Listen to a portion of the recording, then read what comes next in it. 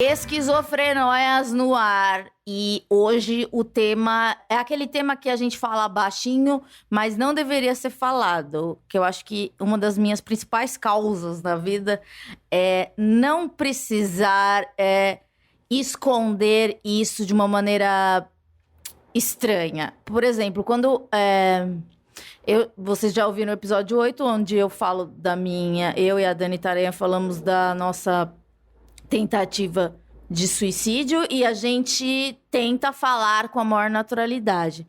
Porque durante muito tempo eu já percebi que as pessoas, quando começava esse assunto, elas começavam a querer me proteger, porque há uma sensibilidade. Gente, aconteceu, graças a Deus eu não morri, mas muita gente tenta, muita gente consegue. Eu acho que também pela falta do diálogo. E então eu acho que uma das missões do Esquizofrenóias é conseguir tratar dessa doença de uma maneira menos preconceituosa, mais natural. É claro que a gente não glamoriza, fala suicídio é legal. Não é legal, é horrível.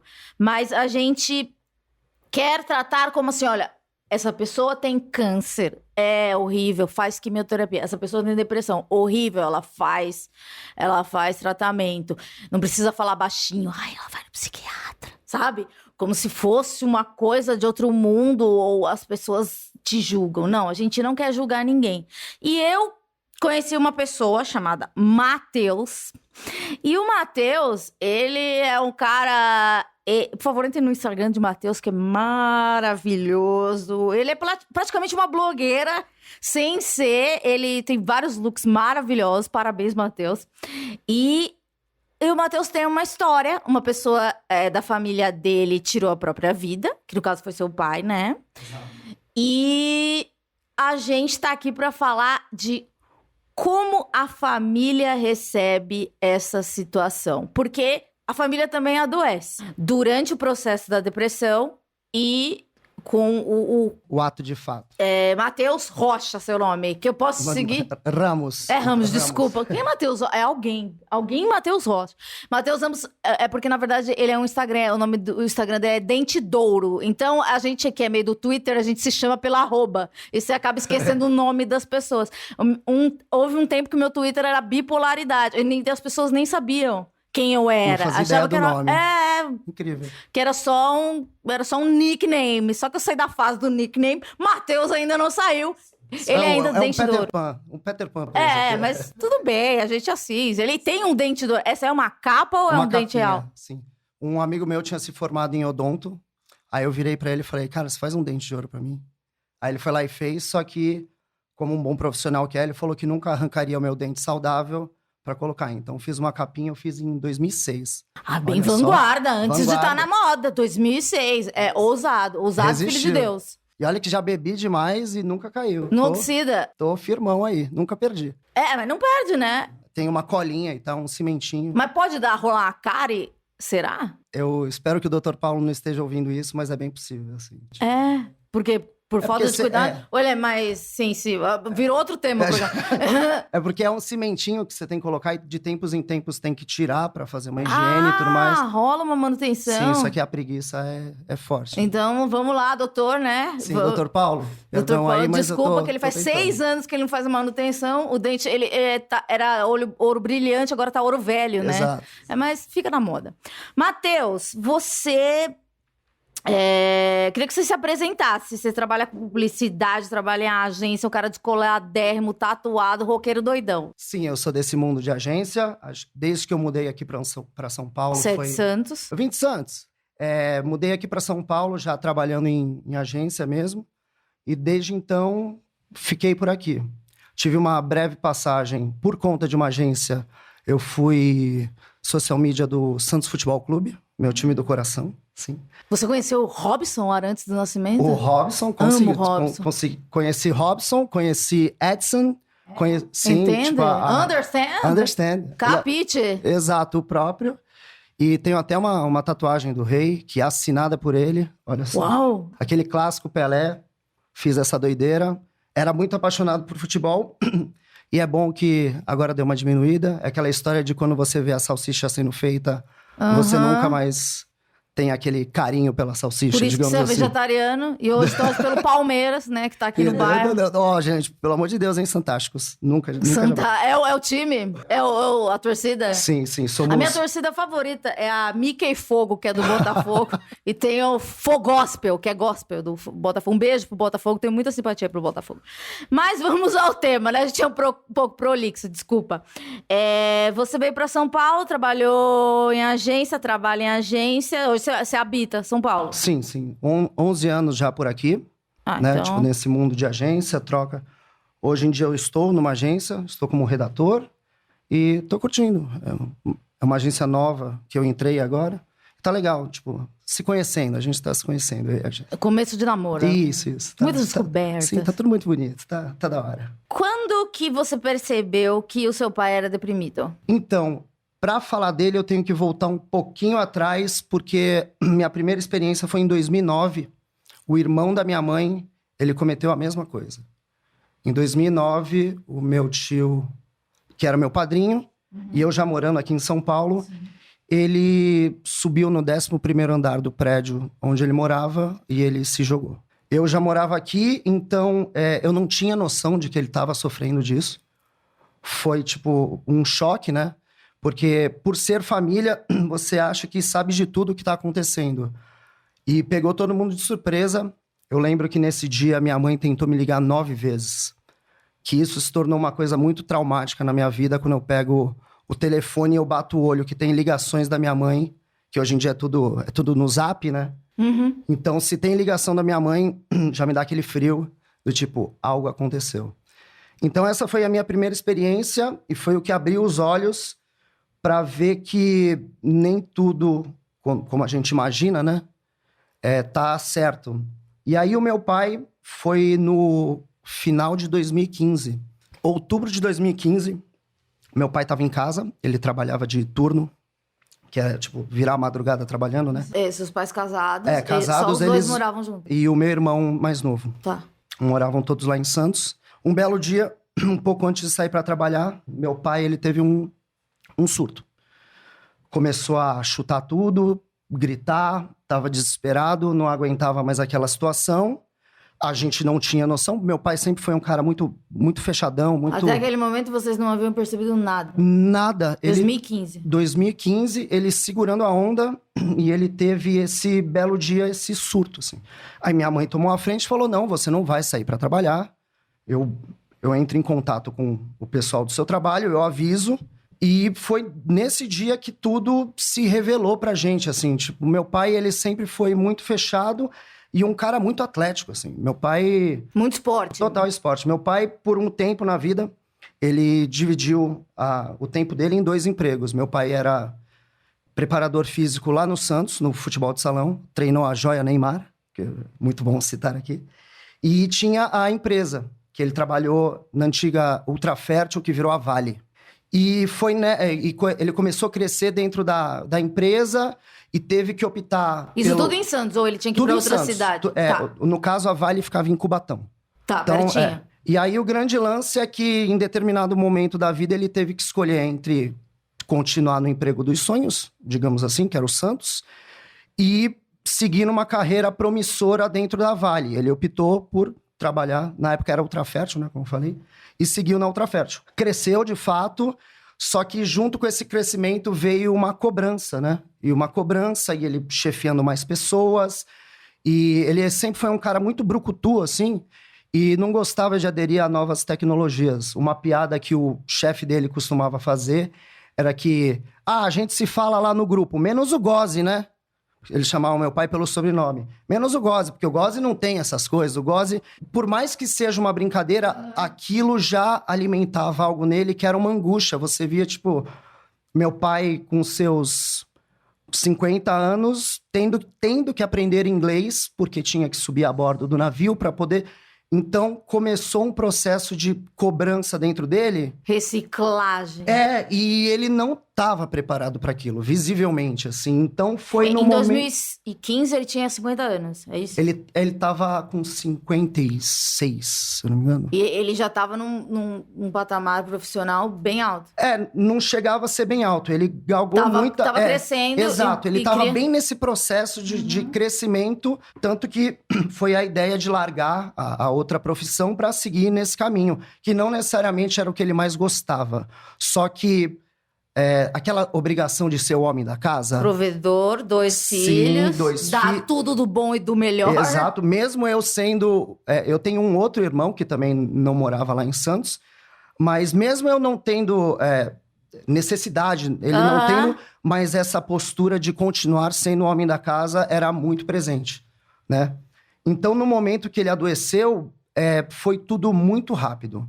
Para você ter noção, meu pai, ele adoeceu, né? Que a gente teve noção.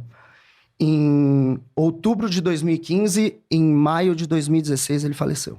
Foram 6 meses. Foram 6 meses de o meu irmão não querer voltar para casa depois do trabalho, porque ele sabia que ele ia encontrar um cara que, naquele momento, estava com quase 20 quilos menos, que ficava andando de um ponto para outro dentro da casa sem fazer nada, de ficar... Ele se afastou do trabalho. Ele foi afastado. E como que foi isso no trabalho dele? Como as pessoas lidaram? Lógico que você recebe o apoio, né? Só que a gente tem um grande problema, que aí eu até cito depois um pouco melhor pra frente, que é essa questão do capitalismo. Sim, claro. Sabe? Que quando você tem essa cobrança diária, quando ele foi afastado, ele ia começar a receber pelo INSS. Sim. E justamente nessa época o INSS entrou em greve. Esse é um ponto. Daí deu uma somada, aí né? E ele naquela constância. Aí, um segundo momento, ele foi encaminhado por um psiquiatra. O psiquiatra, por diversas vezes, desmarcou a consulta. Que era pra dar o papel, né? Então, sim. Desmarcou. Então, aí isso gera um sentimento que vai crescendo dentro da pessoa, né? Que aí tem uma grande desconfiança de tudo. E aí é onde mora o grande problema. Ele entrou numa paranoia que, dentro do trabalho dele, estavam fazendo de tudo para sabotá-lo. Que as pessoas estavam dificultando a situação para ele, porque para ele foi, tipo, um lampejo, digamos assim, e que as coisas iam se normalizar. Não, ele estava doente. Ele não queria encarar que estava doente. E ficava nessa cobrança de querer voltar logo e não tinha como. E aí encaminhava ele para o médico receitava os remédios, ele não tomava. Sabe, essa postura bem de eu sei o que eu estou fazendo e tudo mais. Eu controlo minha cabeça. Eu controlo. Eu quero estar sempre no controle e tudo mais. E a gente foi acompanhando esse processo que ele foi muito rápido. Eu não tão de perto, que aí são alguns dos problemas que você traz pra ti depois, assim. Mas eu tinha minha mãe e o meu irmão mais novo 24/7 do lado dele, acompanhando tudo, dando aquela força, dizendo que as coisas iam ser melhor. Eu entrava em contato. Por morar aqui, eu não estava tão presente fisicamente, mas sempre que possível eu falava com ele, tentava entender, tentava incentivar, né? E a gente viu que ele foi abrindo mão disso. Foi abrindo mão da ajuda, começou a entrar naquele lance de eu tô causando problema para vocês, né? Vocês já estão cansados, né? Vocês já não aguentam mais, né? A gente, não, pai, que isso? E psicólogo ele nunca quis ir? Não quis, se recusava. Mas por preconceito, falava que ele não era louco? Exato, e uma outra coisa era assim, ele não se sentia mais à vontade para estar em lugar nenhum. E como eu falei, ele sempre foi muito atlético, meu pai adorava correr na praia. Ele abriu mão de tudo isso. Ele não comia, as roupas não serviam mais nele, ele não se sentia mais bem com roupa nenhuma, ele passava o dia inteiro com shorts de futebol e uma camisa larga, andando de um canto para outro dentro de casa, e nas vezes que a gente forçava, digamos assim, a sair de casa, ele olhava ao redor pensando que alguém do trabalho podia estar vendo ele ali, E que E ele tinha que estar doente, dentro de depressivo, casa. dentro de casa. Porque ele não podia ter uma vida... Claro. E isso fazia parte da melhora para ele poder voltar ao trabalho. Exato. E a gente constantemente incentivando ele a sair, a fazer outras coisas. E ele se prendeu nesse pensamento de eu estou atrapalhando a vida de vocês. Isso, somado a eu sou o homem da casa, digamos assim. Porque daí ele já não era mais o provedor. Então, estou perdendo tudo, estou prejudicando a minha família, vou resolver isso. E foi quando ele decidiu resolver. Vocês, em algum momento, tiveram esse pensamento, ele vai morrer? Certa vez eu fui para Santos, me reuni na sala, ele e meus 2 irmãos. E justamente para conversar. Falar, pai, você lembra que aconteceu com o tio Zé? Tio Zé era esse irmão da minha mãe. Ele já regalou o olho, assim, ficou em choque. Falei, pai, a gente já teve uma experiência que ela é muito ruim. Você dividiu isso com a gente. A gente pode te ajudar para que isso não aconteça de novo? Porque você também já viveu isso. Então, tu sabe o que acontece e o que pode acontecer. Então, deixa a gente, de alguma maneira, te ajudar agora, enquanto dá. E aí ele chorava e ele falava, não, que eu quero proteger vocês, eu vou cuidar, e isso não vai acontecer. Mas a gente viu. Eu tenho uma cena que ela me marcou muito, assim. Como eu falei, eu trabalhei lá no Santos uma época, e um belo dia eu tava voltando para casa. Eu acho que eu já nem tava mais nessa época no Santos. Enfim. E eu vi o meu pai sentado no sofá da sala, muito magro, as roupas bem largas, assim. E ele tava de olhos abertos, com a boca aberta, e você não sentia uma presença, você não sentia nada ali. Você sentia um ser humano vazio. E eu fiquei em choque com aquilo. Tanto que eu falei, será que aconteceu? Aí eu fui me aproximando, e ele com os olhos abertos, assim, ó. Foi, pai? Ele, oi. Ele não mexia, só fez um, oi. Foi, pai, você tá bem? Ele, aquele olhar vidrado, assim, ó. Bateu o olho naquilo e tendo todo o histórico que a gente já tinha, eu não posso dizer que eu já sabia que isso ia acontecer. Mas eu tinha a plena consciência de que se uma atitude drástica, sei lá, que fosse uma internação forçada, que eu não sei se era a melhor opção, se algo não fosse feito, ele iria morrer. Eu tinha essa noção. E a sua família? Entrou em processo de negação? Na verdade, não, porque a gente ficava nessa vontade dele melhorar.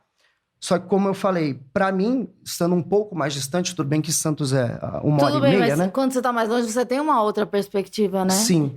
E aí, e foi até um dia que o meu irmão me ligou, apavorado, meu irmão mais novo, falando, Mate, cara, eu preciso de ajuda, eu não sei o que eu faço, o pai tá do jeito que tá, e a minha avó morava no mesmo prédio. Ele falou, a mãe se trancou na casa da avó, dentro do quarto, e ela tomou os remédios dele, assim.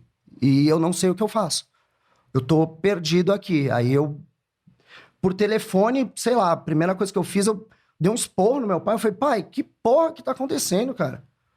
Sabe? Olha você consegue imaginar o todo? Olha o que tá...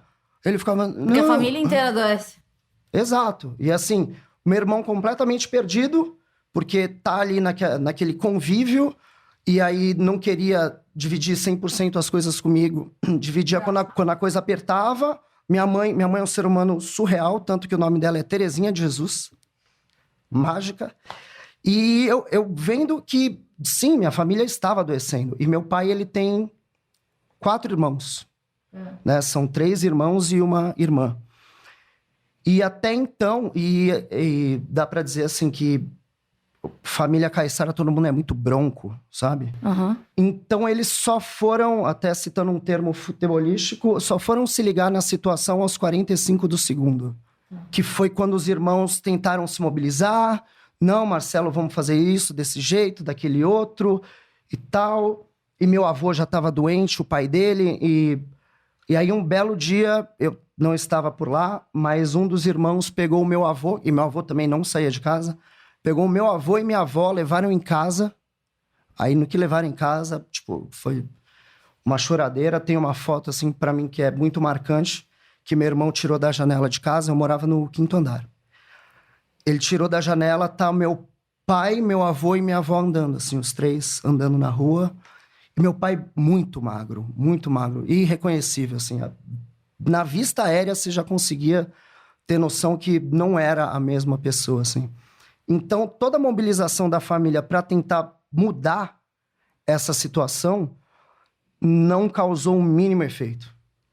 Porque, na verdade, de certa forma, foi o inverso. Que aí ele teve noção que ele estava incomodando mais pessoas ainda. Porque foi pro núcleo irmãos, pais... Foi crescendo, aí ele falou, bom... Eu tô realmente fudendo a vida de Tô geral. fudendo com a vida de geral. E ele levou isso até as últimas consequências, pensando nisso, de fato, né? Você falou que foi um dia que daí a sua mãe ligou pro trabalho dele, e a partir daquele dia ele parou de trabalhar mesmo? Ou ele continuou tentando... Ele foi afastado inicialmente, depois tentaram movê-lo pro setor administrativo. Aí ele se sentiu um grandíssimo bosta. Se ele ficou uma semana nessa, foi muito, e depois direto pra casa e nunca mais voltou a trabalhar. Daí você falou desse episódio da sua mãe. Fora isso, e o seu irmão que morava mais perto, assim, o que você sentiu, assim, de adoecimento das pessoas, do seu núcleo familiar, dos amigos dele, não sei? Eu tenho como base, assim, o meu irmão, que é quem... Assim, porque, como eu disse, a minha mãe é extremamente forte, eu acho... Mas ela desabou, e todo mundo sabe, tudo bem desabar. Não, completamente, assim, só que conhecendo a pessoa, ela tem uma espiritualidade incrível, só que o meu irmão, ele se sentiu muito perdido nisso tudo. Você falou que ele não queria voltar pra casa. Ele não queria voltar pra casa. O meu irmão, ele trabalhou por 6 anos num emprego que definitivamente ele não curtia. Ele era suporte de internet. Se você vê meu irmão é um tremendo homão, gatão, que pira em jiu-jitsu e sempre quis viver disso. Em algum momento, quando de fato aconteceu do meu pai ter morrido, ele se viu numa situação muito similar, de estar num emprego que deixa ele infeliz, e meu pai tinha aquelas coisas do tipo, você não vai sair desse emprego, esse emprego te dá plano de saúde. E meu irmão, por uma infelicidade, tinha lesionado o ombro num dos treinos. E o plano de saúde ajudou. Então, sabe aquela coisa de... Do sistema mesmo. Você tem que ter a carteira assinada. Você tem pra que... ter aposentadoria não sei quando. É isso. Entendeu? E você tá moldado a isso. Você é obrigado a pensar dentro desse sistema. Você não consegue pensar fora. Na cabeça dele, ele não conseguia pensar que ele tinha uma vida fora desse emprego, que tinha a porra da carteira assinada, que dava o caralho do plano de saúde, e que no final das contas ele tava adoecendo da cabeça e ele nem tava vendo. O meu irmão, quando o meu pai de fato se matou, o meu irmão tava em casa. Meu irmão tinha acabado de voltar de São Paulo, ele namorava uma garota daqui, e ele tava muito angustiado para entrar em casa, porque ele já sabia o cenário que ele ia encontrar, que era o mesmo sempre. Né? O seu pai sentado ou zigue-zagueando pela casa, a gente falava que ele abria um buraco no chão de tanto que ele andava. Era desesperador ver aquilo. Você consegue imaginar o que passava na cabeça dele? Por que ele andava tanto? É muito pela angústia de... Ele não sabia o que fazer. E, engraçado, a janela lá de casa, ela era baixinha. E ele deixava um puff encostado na janela de casa. E aí, quando a gente começou a se ligar nisso, falou, mas qual é a sua? Rolou essa conversa. Por que tira isso daqui? E tirava. Só que vira e mexe, o puff voltava pra lá. Pois bem... E dormia? Ele dormia? Não. E quando dava remédio pra tentar dormir, cuspia. Fingia que tomava e não dormia. Por que você acha que ele não aceitava o remédio, a terapia? Porque na cabeça dele, ele tinha que ter o controle da situação. Sempre. Tipo, sabe? Isso nunca saiu da pessoa dele, assim. Ele nunca se viu como que aquilo era uma doença? Não. Que era uma coisa que ele provocava? Ele não conseguia entender isso. De eu falar, tipo, eu gosto de cozinhar. Então, quando eu colava em Santos e fazia o almoço pra família, eu falei, pô, pai, come aí e tal. Cara, era uma garfada. Eu falei, pai, se você quer melhorar, você tem que comer, você tem que fazer as coisas. São profissionais falando. Ele, essas coisas não adiantam comigo. Isso daí não sei o que lá comigo. Falei, pai, é sim, a gente precisa. Não quero. Não vou fazer. Era sempre na negação, sempre... E a sua mãe, diante disso, fora esse dia fatídico, como que ela lidava? Ela sempre foi muito parceira, do tipo... Ela em nenhum momento desmotivou ou foi contra o que estava acontecendo. Ela sempre falava, Marcelo, isso já vai passar. Até porque ela já tinha vivido uma experiência. Você acha que ela sentia que poderia ter um fim mais trágico? Sim. A gente... Cara, eu não sei... Nem de longe é bom, na verdade. Eu ia falar, não sei se é bom ou ruim, mas nem de longe é bom. Só que a gente tendo essa experiência, né, anterior... Você sabe mais ou menos o cenário, como se desenha. Tudo bem que o irmão dela, ele não estava tão próximo no nosso dia a dia como era o meu pai, vivendo todos os dias debaixo do mesmo teto. Mas a gente começa a entender que as coisas estão rumando para esse lado e já começa a despertar sentimentos que a gente já tinha anterior, do tipo, cara, vai dar errado de novo. E quando você entra nessa onda, é que você tem que estar com uma cabeça muito boa, porque... A primeira atitude é você se culpar, né? Eu mesmo, quando eu recebi a notícia, eu estava esperando para entrar numa reunião. Recebi a notícia por telefone. Eu lembro que eu estava com um caderninho embaixo do braço. O caderno caiu, eu congelei. Desespero. E eu estava em São Paulo, então ainda tive, 2 horas e alguma coisa até chegar, de fato, no prédio para encontrar os meus familiares e tudo mais. E aquele sentimento de culpa... nessas 2 horas dentro do carro até lá, é uma coisa que só vai crescendo, do tipo, cara, por que eu não tava lá? Por que eu não fiquei perto? Por que eu não desci esse final de semana?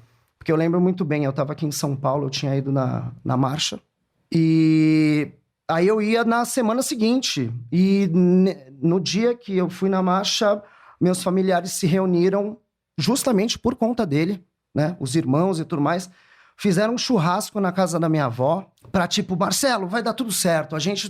Em algum momento você acha que ele acreditou nesse vai dar tudo certo? Nenhum momento.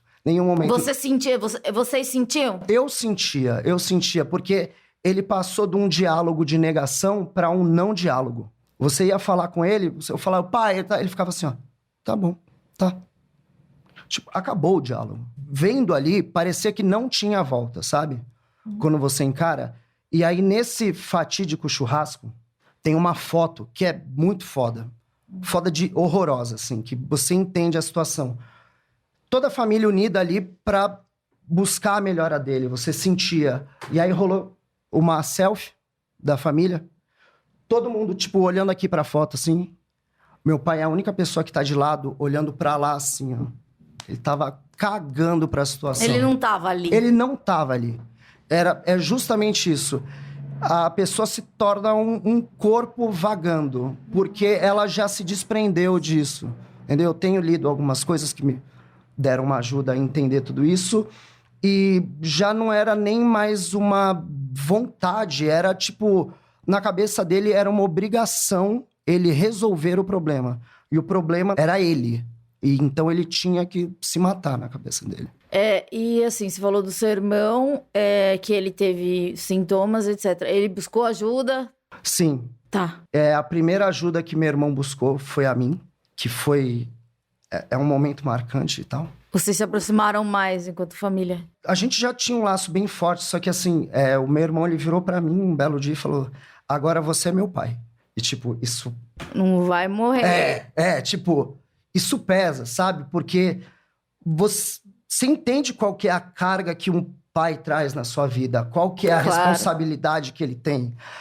E aí ele te transfere com o maior dos sentimentos. O cara vai lá e vira e fala isso assim pra ti. E aí foi a hora que eu não me dei a liberdade que a gente precisa de sofrer, de entender que, sei lá, isso pode passar. E quando meu irmão me falou isso, eu falei, beleza, então agora eu tenho uma grande responsa. E de fato, talvez isso tenha me ajudado, porque você se vê muito perdido, né? Você se vê muito perdido. O meu pai, ele pulou da janela do 5º andar. Eu não vi, o meu irmão, ele ouviu e viu. E a sua mãe? Também. A única coisa que eu vi, de fato, foi chegando em Santos, A gente estavam todos reunidos no salão de festas do prédio. Eu abracei a todo mundo.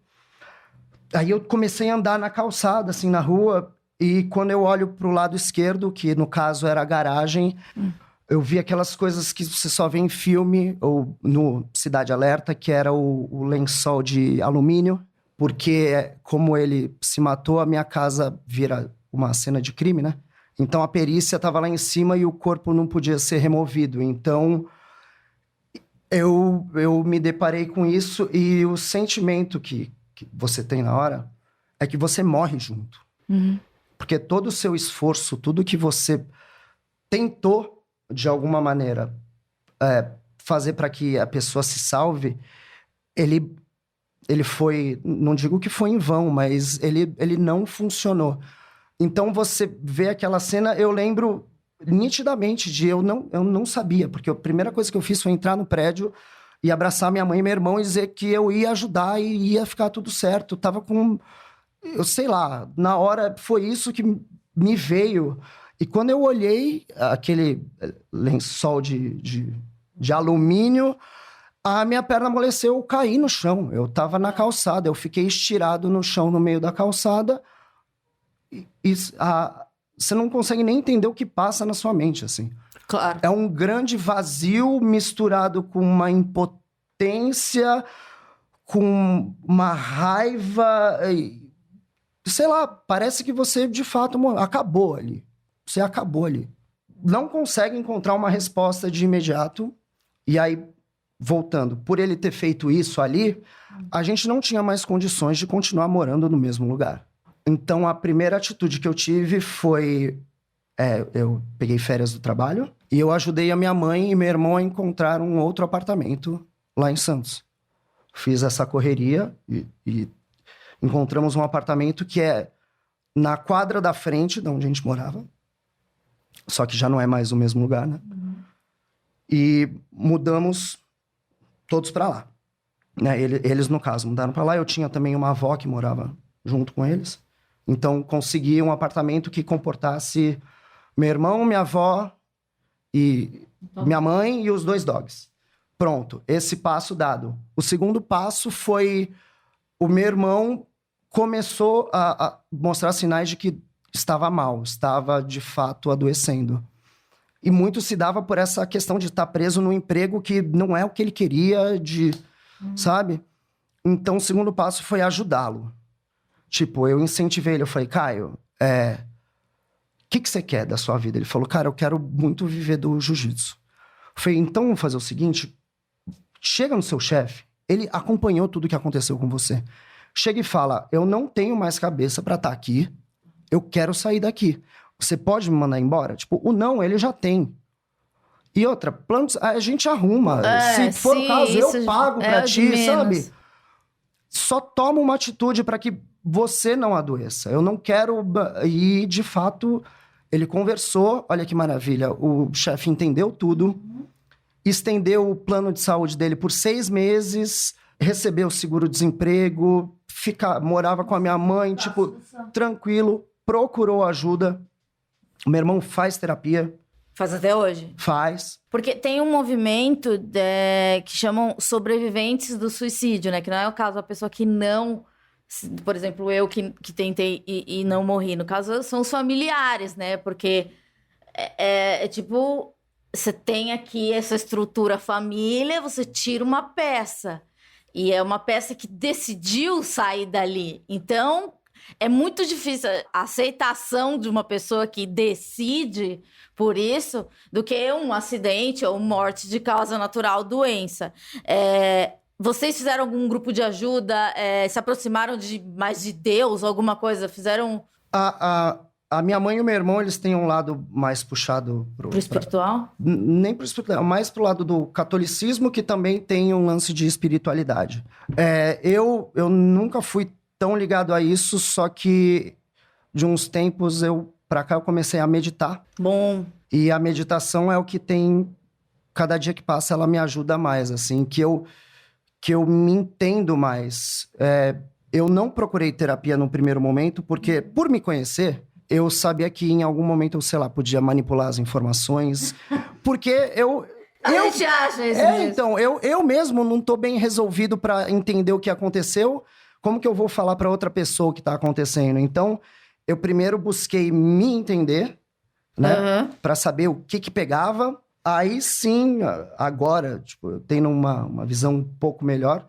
Eu acho que, tipo, a terapia ajudou demais o meu irmão e eu vejo o resultado da terapia em outras pessoas. Legal. Eu faço a minha própria, que é, no caso, a meditação, e me ajuda muito, e as leituras que eu tenho feito também. Porque parece que é muito fácil você adoecer, porque fica um resquício, por exemplo, Sim. quando você vai conhecer pessoas. Conheci minha namorada, demorei muito tempo para dizer qual era a minha situação familiar. Porque você tem um medo muito grande nessas horas do tipo, puta que pariu, olha, o pai do cara se matou, imagina como é essa família. Imagina se não tem só doido nessa porra. Eu digo que eu já passei coisa semelhante, que tipo, eu vou falar que você conhece o cara no Tinder, né? Daí você começa a namorar ele e fala, então, eu já tentei me matar, sabe? Ele vai falar, ele vai querer ficar comigo de novo, né? Tem isso, né? Então, aí você traz uns bloqueios pra dentro de Porque ti. tem que ser uma pessoa muito legal pra comprar, tipo, é uma briga. Você tem que falar assim, tá, eu tô com você. Exato, porque, tipo, querendo ou não, você é uma pessoa traumatizada, você tem, né? Sim. E é muito bom você dividir. Dentre essas leituras que eu tenho feito, diz pra você sempre encarar esses problemas, porque muitas vezes você deixa passar, né?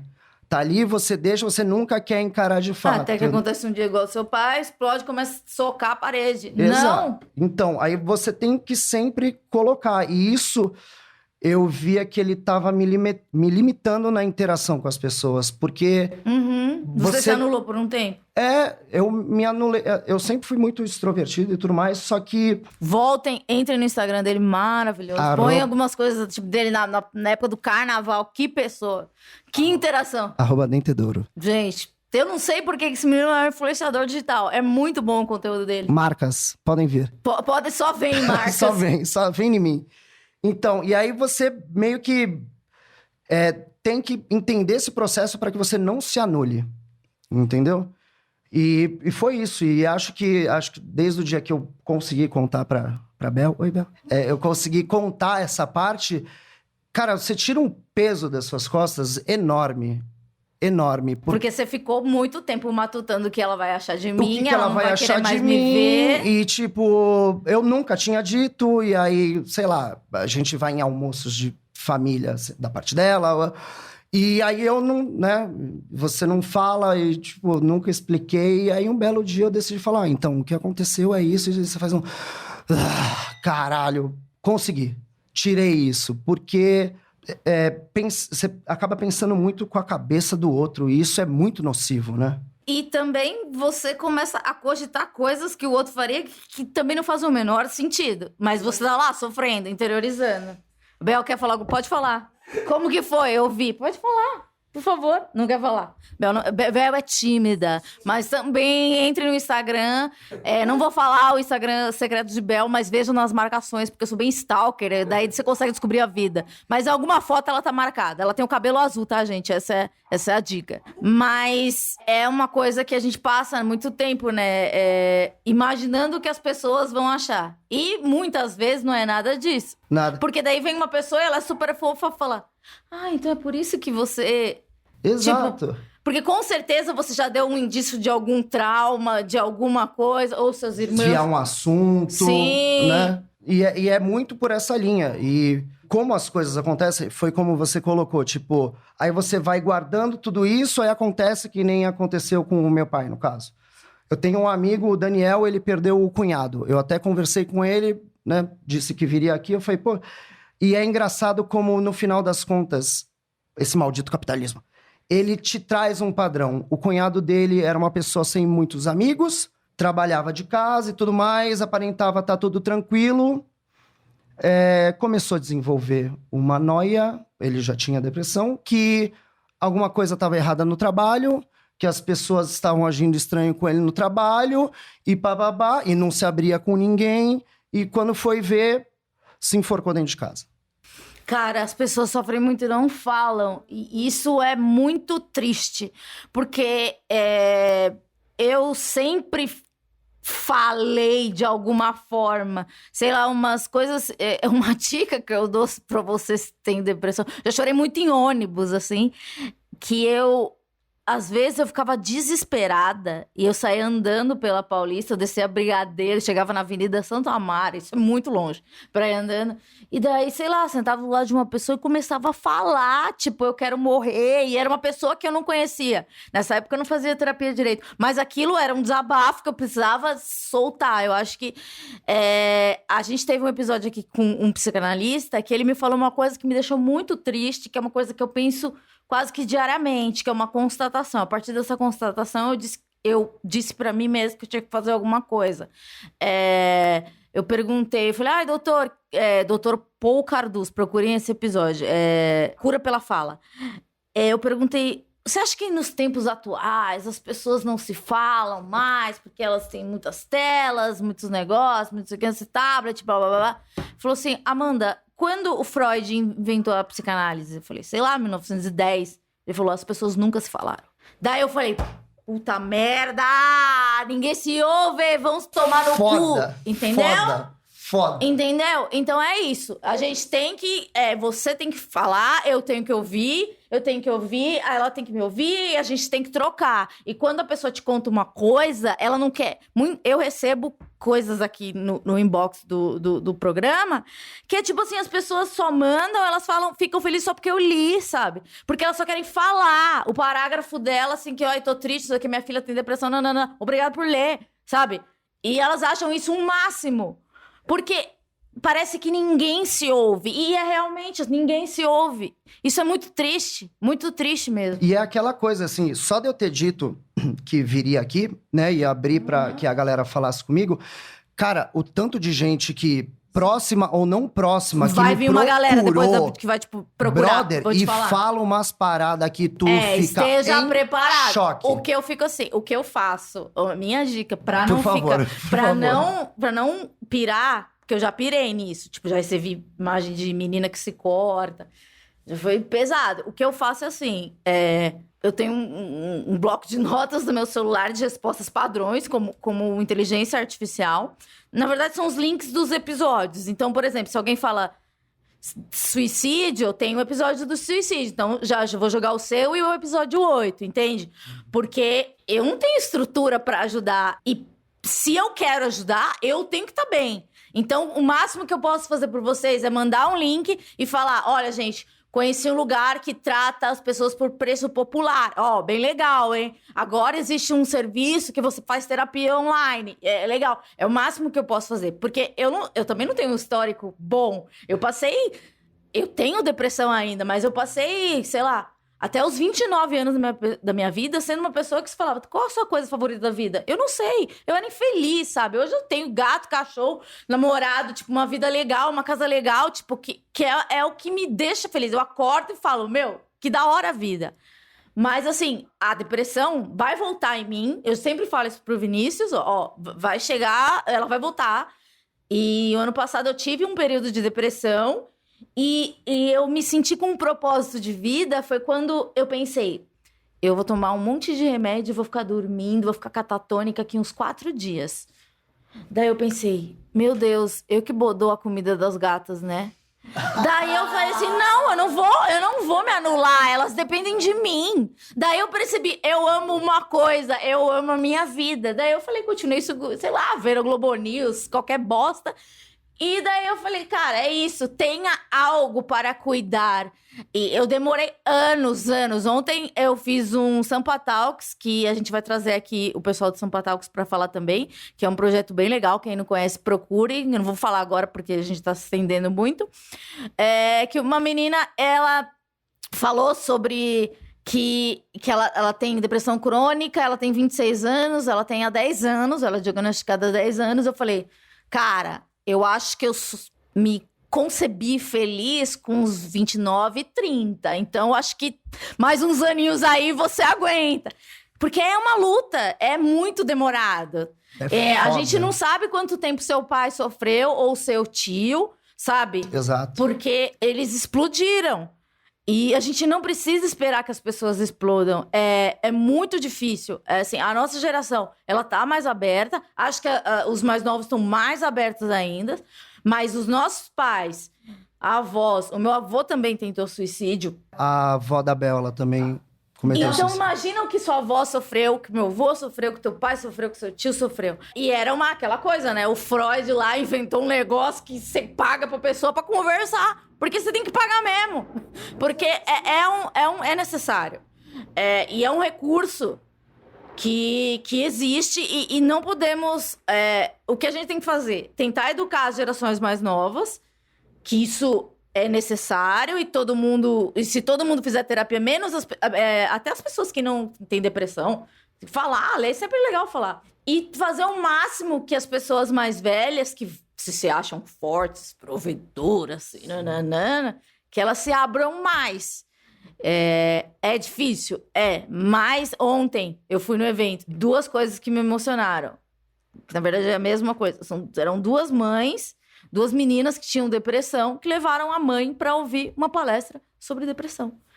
E as meninas deprimidas. E daí, eu olhei, a menina começou a chorar, eu falei assim, putz, eu não levei a minha mãe, sabe? Não existia, né? Quando eu tinha 16 anos, quando eu fui diagnosticada. Mas que legal que elas estão levando a mãe, que as mães estão se interessando, que a mãe dela deve ter a idade da minha. Então, a mãe tá aberta um pouco, né? Sim, então, entender o universo da filha, o que tá se passando. E cada abertura, por menor que seja, sei lá, cada mensagem que eu recebo, que você vai receber, que você recebeu... de qualquer coisa, assim, de a pessoa fala assim, obrigado, você vai receber muito obrigado. O Samir, que participou do episódio sobre transtorno bipolar, ele disse que semanalmente recebe mensagem, porque ele elucidou muito bem o que é ser bipolar. Eu ouvi. E é muito bom, ele é muito bom. Muito foda. Muito bom. Então é isso, acho que... E também tem coisas muito carinhosas. Por exemplo, eu recebi mensagem de uma menina... que tem toque, ela falou assim, eu nunca consegui explicar o que eu sinto. No episódio de toque, você explicou. E você não, a Luciana Vendramini. Então, eu vou mandar o link pra todo mundo que perguntar como eu me sinto. Então, é isso. Demais. Eu acho que é educação. Esse programa é uma tentativa de educação. Podemos falar bosta? Podemos, porque a gente é assim também. Mas a gente não quer cagar regra nenhuma, mas a gente quer só promover a reflexão. E eu fiquei muito feliz que você falou que ouviu o programa... Sim. E daí você falou assim, eu queria fazer alguma coisa. Eu falei, vamos fazer, Exato. Com certeza. Eu achei muito da hora. E o jeito que você isso. falou foi muito sóbrio. Imagino que tenha sido muito difícil. Momentos você encheu o olho de lágrima, eu também. Mas você tá fazendo um trabalho muito bom, assim. Muito obrigada, de estar de coração aberto. Obrigada, Bel, por estar aqui apoiando, porque não é fácil, eu sei que não é fácil. Eu recebi perguntas, porque eu pedi muitas perguntas, vamos ao bloco de perguntas. Oh, yeah! Mano, acredito que o momento político atual tá piorando minha depressão. Ajuda. Você sente alguma coisa no clima? Eu sinto. Cara, eu sinto bastante, porque, mais uma vez, a gente entra nesse cenário... né, de temos o capitalismo... Isso, e o macho provedor, o José Arma. Gente, exato. que vocês vão dar arma pra um monte de gente que tá com depressão. Vocês estão fazendo muita bosta. Não é? Sim. Cara, não é visível. A gente tá enterrando o país, né, e num momento que a gente tá desconstruindo um monte de coisa, a gente tá deixando de fazer piadas escrotas, Sim. fazendo muita coisa, uma evolução do ser humano, né, visível, tão grande. E um retrocesso tão grande. Retrocesso ao mesmo tempo gigantaralho, assim, em paralelo. Então, isso ajuda muito nessa confusão. Eu tenho total noção de que, sim, isso ajuda a piorar a cabeça. Eu até peguei um dado que era do final de 2017, o Brasil, segundo a Organização Mundial de Saúde... O Brasil era o líder na América Latina em casos de depressão. No final de 2017. Imagina agora. Eu vi eu vi um dado essa semana que o suicídio entre negros é 45% maior do que entre brancos. E assim, isso vai dar muita bosta. E olha o cenário se desenhando para um futuro pior. Não é verdade? Pessoas demonizando a educação... E daí você fala, não vai ler sociologia, não vai ler filosofia, não vai ler psicanálise, tá? Daí você vai fazer o quê? Vai se consultar com um revólver, né? Mas a gente também não... A gente também não pode ser tão... A gente tem que ter uma esperança, né? Sim. Não, é por isso que a gente está aqui conversando. Exatamente. Tem que ter espaços como esse. E eu falo, sempre quando pedem entrevista, me pedem alguma coisa pra falar sobre o programa, eu falo, gente, o que me deixa triste é que não existia nada pra falar disso. Por favor, façam mais coisas como essa. Porque a gente precisa. Porque precisa sim. Tem uma amiga tem uma amiga que o filho dela, de 14 anos, se matou. Como eu posso ajudar essa amiga? Eu acho que, assim, a dor dela você nunca vai conseguir entender, né? Tipo, a gente, em primeiro lugar, tem que respeitar. Em segundo, é meio isso, de você se mostrar disposto, de fato, a ajudar, né? Tipo, de estar próximo, como você falou e como a gente falou, tipo, não somos profissionais, então o suporte no carinho e etc. que a gente pode dar, a gente dá. Só que é sempre bom entender como que essa pessoa está se comportando para talvez evitar tudo isso que a gente falou. Então, chegar em intervir de falar, cara, tô vendo que você não tá bem, acho que agora é a hora de você procurar uma ajuda. E se você quiser que eu vá lá junto com você, segurando a sua mãozinha na hora de procurar ajuda, estaremos juntos. Entendeu? E acho que esse é o grande lance, assim. Eu assisti o Aranha Verso esses dias, achei demais. O que é isso? Que é a animação do Homem-Aranha. E aí, o conflito de conversa entre dois Homem-Aranhas lá, Homens-Aranha... um virou e falou assim, pô, mas como que eu faço pra salvar o mundo? Aí o outro vira e fala, cara...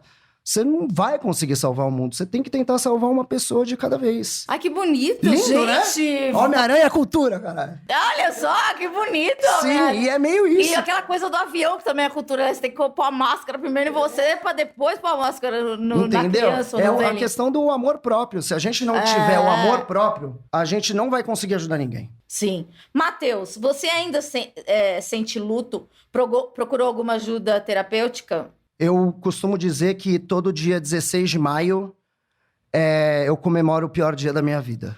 Tipo, é padrão, né? Desde 2016 pra cá, sim, eu sinto esse luto é muito presente. Por vezes eu acordo de sonhos na madrugada desesperado, de visível desespero, de você tá sem chão, porque é aquela coisa que você sente a pessoa no sonho, você tá entregue àquele sonho e quando você acorda...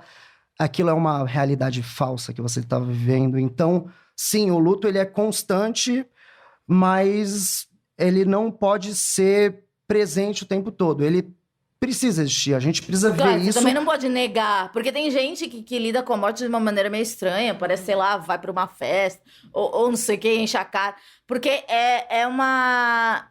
porque é um processo de negação, mas o luto é uma coisa que faz parte, né? Exatamente. Se ele dura muito tempo, daí você precisa de uma ajuda. E se ele é uma coisa, que nem você falou, vai e volta, porque é uma coisa que tá presente, né? Tipo, e eu acho que quando é de suicídio, é uma coisa que deve ficar para sempre nos familiares, nos tais sobreviventes do suicídio, né? Exatamente.